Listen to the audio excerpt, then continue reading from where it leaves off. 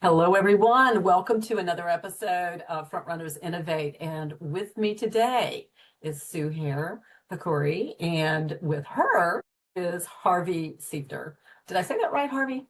Seifter. Seifter. Okay, Harvey Seifter. And Harvey is in New York. Harvey is with Creating Futures That Work. He is the founder and director. And Suhair is working with him, and she is the coaching director for the organization. And this is probably the most interesting organization I think I've ever come across.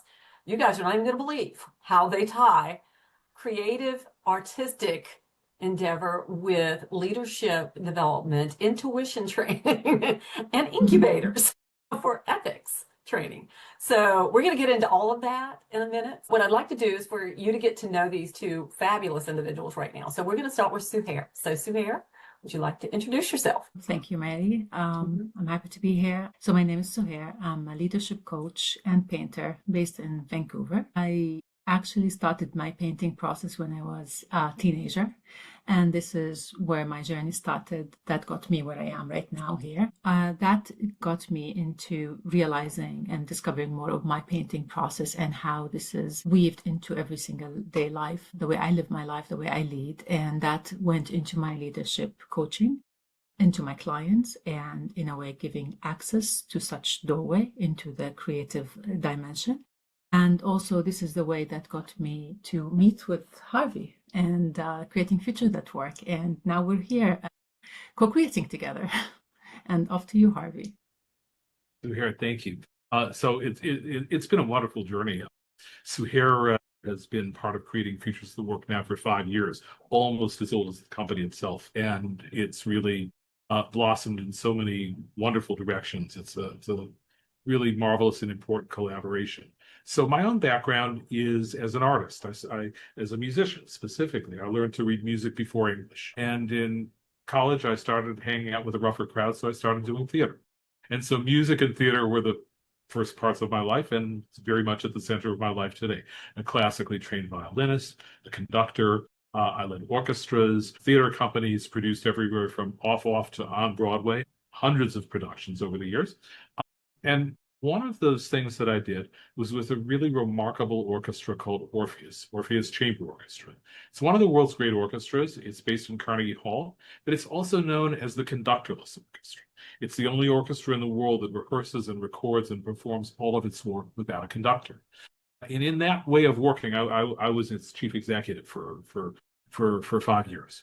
And in that way of working, I discovered some really powerful things, of course, about music and orchestras and collaboration, but even more than collaboration, ways in which people can come together through creative processes, work together, discover together, explore together, really create transformation, finding themselves, their connections with each other, and broader purpose. So after Orpheus, I began to look more broadly. I had a book, taught a little bit at Columbia and so forth.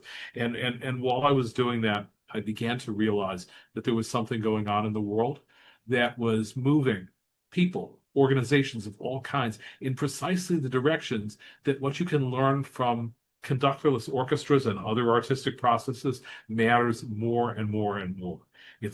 It is collaboration, but beyond that, it's also creativity, it's resilience, it's empathy, it's innovation. All of these things are embodied in art. And so I began to work and explore and formed a research center in partnership with the National Science Foundation. And we did almost a decade of research into all of that. And that whole long journey ultimately led me to found Creating Futures That Work. Wow. That is quite a story. Same thing with Suhair for sure. She's always had that creative gene, I guess, if you will. I think it's interesting how you convert that into, energy for other things. And so that's what we wanted to talk about today. So one of the things that I started seeing not only at Orpheus, but in all of my work in theater, is that there are some things that working with art does to people that really transforms the way they see the world, the way they experience it, and the way they connect with it, and how they learn from it. And so through all of the research, I began to understand a little bit more about what specifically happens when you work with art. And we studied hundreds of innovation processes around the world. We worked with thousands of leaders. We studied lots of different teams in different kinds of environments. And there are some things that really come to the surface. One is that you begin to actually develop a different kind of a mindset about the world. It's one that connects you in a very active place. You're both open to what comes to you, and you're open in your capacity to then connect with it and transmit out to it and engage and exchange with it. So we started building some different experiments. This goes back to when I was at Orpheus. We set up a little laboratory in the city university system here in New York. And just as an experiment, we taught 150 courses with the orchestra in industrial psychology and organizational development and management and leadership, and all began to learn what works and what really doesn't. And it's really kind of simple. The closer you actually get people to the art itself, to making it, to experiencing it, to removing the barriers from it, the more it works. The more you talk to people about it and, sort of put it in a traditional academic frame and that kind of thing, the less it works, actually. And out of that, we sort of began this whole idea of this is really arts-based experiential learning. And then we began to realize, as we experimented with different art forms, something extraordinary about learning and working with the arts. It's what I call sort of my unified field theory of working with the arts. You can teach pretty much anyone anything with any art form if you do it right. And the way you do it right is you let them experience it and you get out of the way of the experience, but then you also help support them through the journey and help them process, make sense out of it, connect it to other things that they're doing afterwards. So we did that initially with string quartets. We did it with jazz ensembles and improv ensembles. We started experimenting with sculpture. We did works with clay sculpture. We did work with a Japanese form of floating paints on the water called suminegashi as a way of exploring leadership and complexity and chaos. So eventually we developed dozens and dozens of different programs, and then we actually knit it together in a leadership curriculum. We validated it through our work with the National Science Foundation, and we began to apply it more and more. So one of the key milestones in our application was that GE, which has played such an extraordinary role in leadership development globally, actually started back in the 50s, the first corporate university at Crotonville. So at this time, GE came to us and asked, could we actually maybe do something there at Croton? That led to a decade-long partnership. We actually created an arts-based learning center right on the Crotonville campus in an old barn, a barn which once actually housed Thomas Edison's old chairs and desks that were sort of sitting in the raft. So we kind of cleared that all out, and we started doing workshops there. So over the next decade, we worked with somewhere around 35,000 leaders across the GE Global Leadership Platform. Mm-hmm. In the process, we learned incredible amounts about what works, what doesn't work, how this actually applies to the real world challenges that leaders are facing in an era when future readiness is everything, and the pressures that leaders are facing are ferocious and overwhelming, and the pace of change and the acceleration. And of course, art helps with all of those things. So that's really, in a sense, the core of our work at Creating Futures of the Work is bringing arts-based experiential learning to leaders to help develop their skills, their mindsets, and their future readiness. And with that, we also realized that we had developed some very powerful tools that leadership coaches and executive coaches could use with their clients. And so we began to develop what quickly became our Certified Innovation Coach program. We have 90 some around the world now, working with our tools and our techniques and our assessment methodologies and all of these different things. Part of cohort 2. We just graduated cohort 15, and Suhair directs the program. Wow. Suhair, it's your turn to share now. Yeah, it was a tremendous journey, actually, from the time I joined Creating Futures of Work through this program. It was through the shared language that we had about arts. We found each other. When I was searching, when I realized or discovered the power of the art dimension, the power of the arts as the ultimate connector for all of us, this is when I started to search for those who can hear that message or connect with that message or resonate with that message. And this is how I came across Creating Futures at Work, and I was really curious because they understood exactly what I was talking about, and that's for me felt rare at that point to find. Not that there are not people there in the world who discovered that, but in a way, for me in my space, it was rare to find that. And when I found it, it's like, okay, it was a precious gem here.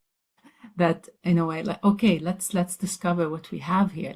Let's share knowledge. Let's learn together. And from the very beginning, my intention was to see how we can expand this knowledge, how I can bring myself into their work, and how I can learn what they already achieved. I was really curious to learn, and that journey since then kept evolving to reach where we are right now, that we're co-creating together new programs, new ways into leading us as humanity, as leaders, into the future, and make that journey not just more like bring assurance to it, but maybe bring hope to it, bring hope into the future, make us want to actually live in the future, for the future. We started bringing these things together, and Suhair and I began to co-create. And I should also actually mention my co-founder of Creating Futures at Work, Fred Mandel, who's very recently retired, but remains active in the organization and in the organization's DNA. Fred also is an artist as well as a business leader, and he played such an important role throughout all of this. So together, we developed what we called the ABLE system, arts-based experiential learning, and it consists of dozens and dozens of different activities that people can do to develop these foundational skills around future readiness, around readiness to learn, cognitive agility, collaborative behavior, the ability to drive innovation, all of these things. So that was kind of the foundation since. And we also have an unusual way of assessing people and actually measuring their ability to apply these skills to real world challenges. So not sort of the typical assessment, what do you like and what are you good at, and any of those kinds of things, but actually immersing them so that they have the opportunity to apply these things and connect them, and we can learn from that. So when Suhair came, we began to play a more and more active role.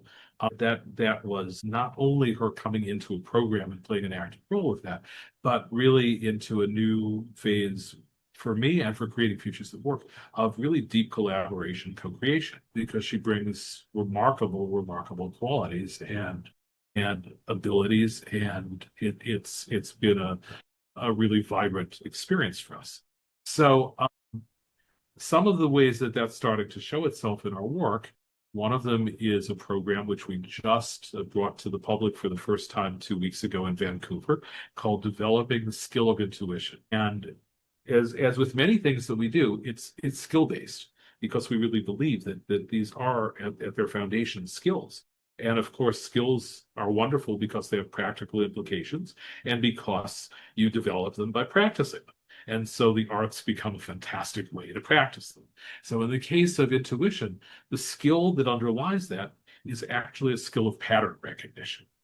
And what's so important about pattern recognition is if you learn to see the patterns that we all maybe experience, but we don't usually see, and start seeing the things that others don't, when you learn a pattern, when you observe a pattern, when you begin to inhabit that pattern, the pattern repeats itself. That's the definition of a pattern. Which means if you know the present, you know something about the future that you didn't know before. And so we work with that as a foundation to develop that. But this collaboration and this co-creation is showing in other realms as well. So we have a new program about human AI collaboration, where we use the ensemble intelligence models that we've developed out of all the work with ensembles over the years, and bring that into how actually coaches can collaborate with AIs. Not using them as tools, but actually as collaborative, creative, generative partners to find new ways forward, new possibilities. And we're working with new programs that we'll be bringing out in the coming months about developing the coach-like qualities in leaders, which are so important to effective leadership. It's entirely growing out of this foundational base that we've developed over the years, and it's blossoming into wonderful new, rich directions. I wanted to ask you right off because it occurs to me that people view art differently. What would you define as art? Hmm. Um,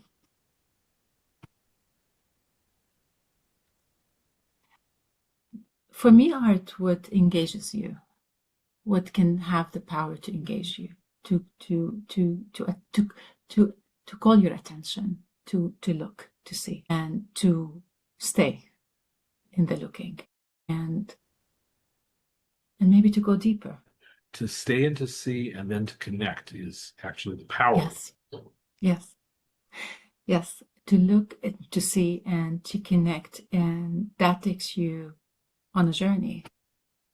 I call that flow. You go into a flow. Yeah. But when Exactly. we think about art, we think about When somebody says art, then they will disqualify themselves because they don't see themselves. My daughter is one of those. She doesn't see herself as artistic at all. So And one yet of the I things- see her yeah, as very yeah, artistic. sure. One of the things that we hear the most often from people, because you can imagine the kind of work that we do, we're going into organizations where people don't see themselves as artists, they're engineers, they're They're whatever left they are. brains. Yeah. Yeah, I don't do that. So we actually have a little workshop. I won't share details, but I will offer any time that there's an opportunity to share it directly, because pretty much everybody who ever does this within 10 minutes sort of overturns those assumptions about I'm not an artist. I don't know how to do this. And this isn't me. And in fact, I think it's one of the defining characteristics of being human. So if the one thing about all art forms, by its nature, it's a creative process. It's a generative process. So what does it mean to create something? It means to take where there wasn't something and make something wholly new. Yeah. All have that ability. Yeah. Engineers definitely have that. I mean, Engineers have it. Mathematics teachers, Yeah. they're just about anybody, really. If you look at it from that perspective, and really, like you say, Suhair, anything that can get you and hold you in that place that holds your attention and has you connected. I would never see myself as an artist, but do I play with art? Yes, I do. I feel like if somebody asked me, do you have an art form? I'd say the first thing I ever knew or talent that I knew I had was writing. I can't say I'm a great writer, but I feel like I do have a certain level of that. Of course, AI is just about taking that away. Let's just say it polishes me. So that's what it says. I anyway. believe any form of art would require you to completely indulge yourself in it. Yeah. Like to bring your whole self in it. Yeah, exactly. When that happens, then you enter some sort of a field that you're activated, all of you, all your senses are active and alive, and you start engaging with that field. It's a relationship. It's a relationship. It's a relationship. Because I was going to say, with writing, with me, it's a love-hate thing. I love writing. I hate editing. I think about it all the time, and then I hate, I resist getting into it because I know it's going to be hours because I'm not going to put it down until I get it the way I want to. And but it's a relationship. It's a relationship that engages you, takes you all in it. Yeah. And you become one together in that process. Yeah. And the interesting thing that happens is once you actually create art and then somebody else experiences it, that experience of it becomes a creative process for that person as well, because they are taking what's there and they're making it their own. They're completing it. Yes, you're right. And they're interpreting the story or the visual or draws them in. Yeah. That actually is the power of the real power of art. It's what it does to the artist and all the rest, but it's actually what it does to the world. It invites others to co-create. Yes. It opens the field. It opens the field to co-create. Yeah. And then they become part of the relationship, in a way, Yeah. Okay. This is when I said that art is the ultimate connector. It is. You're right. Exactly. You're absolutely right. You're absolutely right. You said you had 90 coaches around the world. I wanted to ask you, how global is the organization itself? Yeah. So we work with clients around the world, and one of the projects that we're just at the cusp of launching now, we have a new collaboration that's formed over the past year plus with the World Ethics Organization, which does incredibly important work in the most difficult problems of our times, all of which we we inhabit the consequences of a world where ethics is let's be kind and say unfinished. So we in our collaboration with the World Ethics Organization, we looked at how could we really help to have impact and in some way actually advance the practice of ethics in life in practical ways. So much of our work over the years has been with innovation. And specifically, we created a model going back to our work with the National Science Foundation a decade and a half ago. We developed this model for incubators for innovation. These are unusual incubators because we use the arts, but we use the arts as our medium for innovation. The innovation itself takes place in many different realms, in science and technology and engineering, education and communities, all kinds of things. So we began to think, what if we actually create a global incubator for innovation in ethics? So when we think about innovation in ethics, we're not talking about innovating the 10 Commandments. We're talking about innovating the practices, the policies, the organizations, the structures, the narratives, the curriculum, the practical products in the world in ways that would advance ethical behavior and conduct. We decided to focus on healthcare, on education, on housing and community development, and actually on AI, because this is clearly an emerging field where ethics are critical to the conversation. So we're building this incubator. We are starting actually early next year in Vancouver with our first of three regional mini incubators. Vancouver, followed by New York, late in 2027, and then a third location yet to be determined. It will not be other part of the world, and then beyond that, a global one. So all of this is kind of really also very much at the heart of what we do, how we do it, and where we're going. Do you have a partnership that you're working with for that? Yes.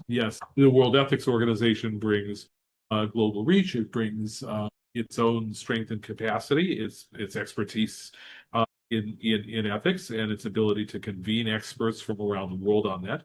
We bring both a methodology. I was thinking of a corporate partnership. We're looking for those. Okay, that's what I was asking for a reason. We are eager for those, and certainly that's a great opportunity. Wow, it is. That would be an amazing opportunity for the right corporation or entity, let's say. It doesn't have to be, I guess, necessarily a corporation. You've got the World Ethics Organization. That's great. And it could be another organization with a like mind and maybe like mission. Yes, I think we'll end up weaving in quite a few partner organizations, but there's no question that there are specific both needs and opportunities for sponsors. And beyond just the resource question, corporations have powerful strengths and capacities and an insight and understanding into the market and into the real world playing field and arenas where we're going to be doing our innovation. So we're really eager to find the right ones. Any events that you have that are virtual that people can attend? Yes. So the first thing that I would mention is that we do our coaching certification programs. And those are entirely virtual programs. And they're really kind of wonderful and rich programs. Suhair can actually probably speak to this better than I can. Maybe you want to talk a little bit about that. Yeah. Suhair? So basically, it's introducing the arts into the coaching is a way to really go deeper into the process of the arts and discover more of how to bring that into the coaching practice to clients and into strengthening skills for innovation like curiosity, readiness to learn, collaboration, problem solving, behavioral empathy, all of this that are how to use the arts to strengthen such skills. And these are the skills that are for innovation, that allows us to really, for leadership to go into the future and become future ready leaders. So we use different forms of arts, many different arts into the learning and allow to expand. And that's really important because it's a hands-on program.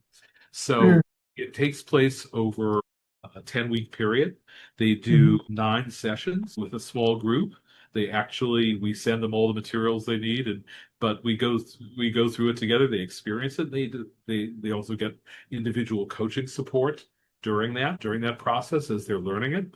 They get to learn and use the Lisa assessment instrument that I was talking about earlier, so they become comfortable with that, and also begin to explore ways where they can use that as a diagnostic to then help them select the right kinds of arts-based approaches to developing the innovation skills of their clients. At the end, they do their independent projects as part of the group, and they graduate out into the world. And with that, they integrate this into their coaching practice, but they also, particularly some go on to advanced certification. We begin to bring them into our projects because it gives us the capacity to scale our delivery into organizations.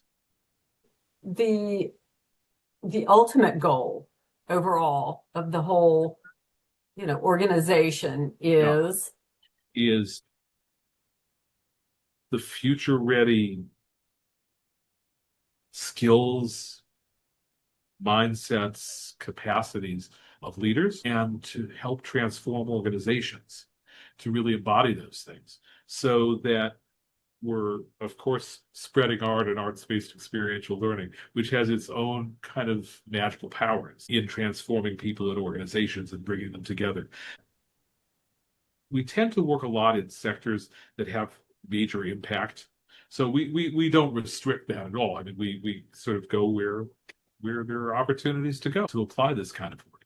But there are some places where we tend to land most often, and where they maybe are looking a little more for the kinds of things that we bring.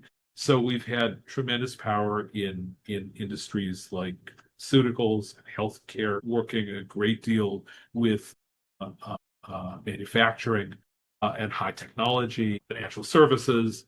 These are all areas where, when we do this work with leaders and with teams and with organizations, we're also impacting in a broader way society. And that's core to our mission. We also have our related organization, the Art of Science Learning, which is how we developed all the research and some of our nonprofit work. The Art of Science Learning got its name from a quote from Leonardo da Vinci, who said, "Learn to study the art of science and the science of art. Learn that everything connects to everything else." And that's how we see ourselves. Part of me thinks that what you're doing also reaches that deeper sense of, if you do it ethically, if you get the ethics part right, if you use art, which to me reaches that very deep side and very deep part of a human being that pulls that connection, like you say, Suhair, pulls that, to me, a heartstring, basically, that passion for it. It's hard not to find that soft space, and it's hard not to connect with another human being on that same level. Economic development is really important. Peace is a whole lot more important to me, I think, at this point, when you look around the world and see what's going on. It is so precisely on target for where we are, what we do, and why we do what we do. I'm going to briefly mention something that is, in a sense, it's a little bit out from left field, and in another sense, not at all. So there's a young man in Nigeria who I've been mentoring for almost a year now. He just kind of found me somehow on the internet, and eventually sort of overcame my initial reluctance and skepticism, and who is this person contacting me, and all the rest. So Samuel Friday is his name, and when he was 15, he began to feel that, first, that he was having some challenges in life that seemed like maybe there were mental health challenges. Second, that he was not in a place where there were spaces that were safe and welcoming to discuss that or even bring that to the surface. And then beginning to realize that there was great power in community and in art in doing that. And so he started this Facebook group, which grew to 7,000 people, and which now does all kinds of things, programs, and is trying to come into the world in the kind of form that it can really have the impact that it wants to and should. And so he's now, I think, 27. He's not a kid anymore, but his dream is vibrant and continues to move forward. And it for us, it's just a little example of when we can find someone that we can help this way, the power of art, learning from the arts, the community and connections that those build, and the purpose that you can discover with them is so powerful and so There meaningful. you go. And in some way, he may have found his art through your art. That's, I mean, clearly it's got to be a passion for him to do what he's doing. So It absolutely is. fantastic. And in the process, he is extraordinarily innovative. So in a sense, Wow. we help him, but he teaches us. Oh, yes, always. It's the way that it is with a mentor-mentee relationship. I have a young lady, 13 years old, that's now 19, that I've been mentoring since that in that space of time. And now that she's 19, I feel in a lot of ways she's been mentoring me. So you never know. That's just the way it is. But okay, well, let's say other than the incubator program that you've got going on with the World Ethics Association or organization, what else is coming for the rest of this year? Both of you. So we're going to be continuing with the next phase of our work with intuition. We aren't quite ready to announce the specific yet, but I'm guessing that by September we'll be doing our second public event around that will be more immersive learning and more things growing out of that. So we'll continue to build that out. We just did our first cohort with the Human AI Collaboration Program. We'll be doing a second one coming up this summer, and that will become an ongoing part. We'll have cohort 16 of our coaching program as we continue to expand that. That will be happening in the fall. So there'll be all of those kinds of things. But beyond all of that, we're doing really rich, deep exploration of a bunch of new directions and collaborations. And we're giving some space to that this summer because in so many ways that is our foundation and the foundation of what we're building. And so we need to attend to that and create opportunities to grow from that. On a personal level too, because I know you do your own coaching, yes? Still? Yeah. Yes. Okay. Yes.